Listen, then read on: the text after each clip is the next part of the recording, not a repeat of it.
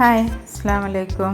ഒരു മധുരം കഴിക്കണം തോന്നുന്ന സമയത്ത് നമ്മൾ വീട്ടിലുള്ള കുറച്ച് ഇൻഗ്രീഡിയൻസ് ഉപയോഗിച്ചിട്ട് പെട്ടെന്ന് റെഡിയാക്കി എടുക്കാൻ പറ്റിയ ഒരു അടിപൊളി ടേസ്റ്റുള്ള റെസിപ്പിയാണ് ഇന്ന് ഷെയർ ചെയ്യുന്നത്. അപ്പോൾ എങ്ങനെ റെഡിയാക്കി എടുക്കുക എന്നുള്ളത് നോക്കാം. 2 ടേബിൾ സ്പൂൺ ക്യാരറ്റ് ഗ്രേറ്റ് ചെയ്തെടുത്തതും 2.5 ടേബിൾ സ്പൂൺ റോസ്റ്റഡ് സേമിയ, 1 ടേബിൾ സ്പൂൺ കസ്റ്റർഡ് പൗഡറാണ് അതിനായിട്ട് എടുത്ത് വെച്ചിട്ടുള്ളത്. ഒരു സോസ് പാൻ ചൂടായി വന്നാൽ അതിലേക്ക് 2 ടേബിൾ സ്പൂണ് നെയ്യ് ചേർത്ത് കൊടുക്കുക.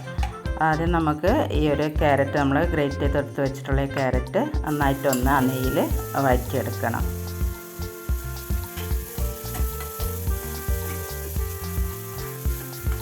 ക്യാരറ്റ് ഒന്ന് നെയ്യിലൊന്ന് മൂത്ത് കഴിഞ്ഞാൽ അതിലേക്ക് നമുക്ക് കിസ്മിസ് ചേർത്ത് കൊടുക്കുക. അതിൻ്റെ കൂടെ തന്നെ 2.5 ടേബിൾ സ്പൂണ് റോസ്റ്റ് ചെയ്ത് വെച്ചിട്ടുള്ള സേമിയയും കൂടെ, ചെറിയ സേമിയാണ് ചേർത്ത് കൊടുക്കുന്നത്. അതും ചേർത്തിട്ട് നന്നായിട്ടൊന്ന് വീണ്ടും വഴറ്റിയെടുക്കുക.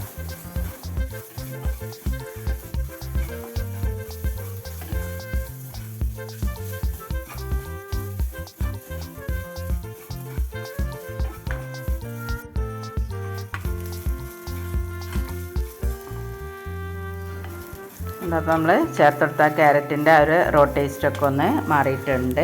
അപ്പോൾ ഫ്ലെയിം നന്നായിട്ട് തന്നെ കുറച്ച് വെച്ചിട്ട് അതിലേക്ക് നമുക്കൊന്ന് പാല് ചേർത്ത് കൊടുക്കണം. അപ്പോൾ ഞാനിവിടെ ഒരു 1.5 കപ്പ് പാലാണ് എടുത്ത് വെച്ചിട്ടുള്ളത്.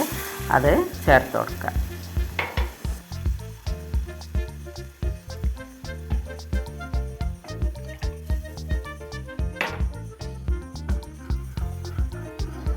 പാല് ചേർത്ത് കൊടുത്തിട്ട് ക്യാരറ്റും സേമിയ എല്ലാം കൂടെ ഒന്ന് മിക്സായി വരുന്നവരെ ഒന്ന് ഇളക്കി യോജിപ്പിച്ച് കൊടുക്കുക.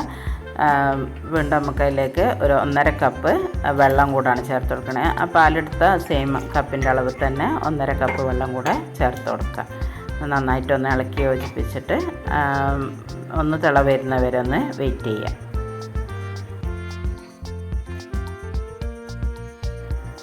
ഇതിലേക്കൊരു പിഞ്ച് ഉപ്പൊന്ന് ടേസ്റ്റ് ബാലൻസ് ആവാൻ വേണ്ടി ചേർത്ത് കൊടുക്കുന്നുണ്ട്. അതിൻ്റെ കൂടെ തന്നെ ഒരു 4 ടേബിൾ സ്പൂണ് പഞ്ചസാരയും കൂടാണ് ചേർത്ത് കൊടുക്കുന്നത്. ഈ ഒരളവ് ചേർത്താൽ അത്യാവശ്യം മധുരം തന്നെ ഉണ്ട് കേട്ടോ. നന്നായിട്ട് തന്നെ ഒന്ന് ഇളക്കി മിക്സ് ചെയ്തെടുക്കുക. എന്നിട്ട് ഫ്ലെയിം ഒന്ന് കൂട്ടി വെച്ചിട്ട് നന്നായിട്ടൊന്ന് തിളച്ച് വരുന്നവരെ വെയിറ്റ് ചെയ്യുക. അപ്പോൾ ഇവിടെ നന്നായിട്ട് തന്നെ തിളച്ച് വന്നിട്ടുണ്ട്. അപ്പോൾ നമുക്കൊന്ന് ഫ്ലെയിം ലോ ആക്കി വെച്ചിട്ട് കുറച്ച് സമയം ഒന്ന് നമ്മൾ ചേർത്ത് കൊടുത്താൽ സേമിയൊക്കെ ഒന്ന് വെന്ത് വരുന്നവരെ ഒന്ന് വെയിറ്റ് ചെയ്യാം. അപ്പോൾ ലോ ഫ്ലെയിമിൽ വെച്ച് കുറച്ച് സമയം ഒന്ന് വേവിച്ചെടുത്തപ്പോൾ സേമിയൊക്കെ നന്നായിട്ട് വെന്ത് വന്നിട്ടുണ്ട്. കുറച്ചൊന്ന് കുറുകി വന്നിട്ടുണ്ട്. നമുക്ക് കുറച്ചുകൂടെ ഒന്നത് കുറുക്കിയെടുക്കണം. അപ്പോൾ അതിനായിട്ട് ഞാൻ നേരത്തെ എടുത്ത് വെച്ചിട്ടുള്ള ഒരു കസ്റ്റർഡ് പൗഡർ കുറച്ച് പാലും ചേർത്തൊന്ന് മിക്സ് ചെയ്തെടുത്തതാണ്. അപ്പോൾ അതിൽ നിന്നൊരു 4 ടേബിൾ സ്പൂണാണ് ഞാനിപ്പോൾ ഇതിലേക്ക് ചേർത്ത് കൊടുക്കുന്നത്. നന്നായിട്ട് തന്നെ ഒന്ന് മിക്സ് ചെയ്തെടുക്കുക. കസ്റ്റർഡ് പൗഡർ ചേർത്ത് കഴിഞ്ഞാൽ പിന്നെ കുറച്ച് സമയം നമ്മളൊന്ന് കൈവിടാണ്ട് ഇളക്കിക്കൊണ്ടിരിക്കണം. അതിൻ്റെ അടി പിടിച്ച് പോവാതിരിക്കാനായിട്ട് അതൊന്ന് അതിൻ്റെ ആ ഒരു റോ ടേസ്റ്റ് മാറുന്ന വരെ ഒന്ന് വേവിച്ചെടുക്കണം.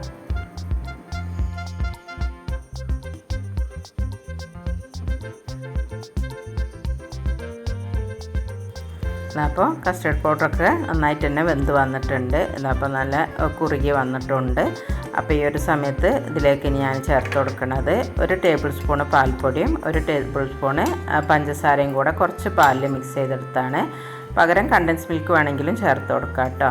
ഇതും കൂടെ ചേർത്ത് കൊടുത്തിട്ട് നന്നായിട്ട് തന്നെ ഒന്ന് ഇളക്കി യോജിപ്പിച്ചെടുക്കാം.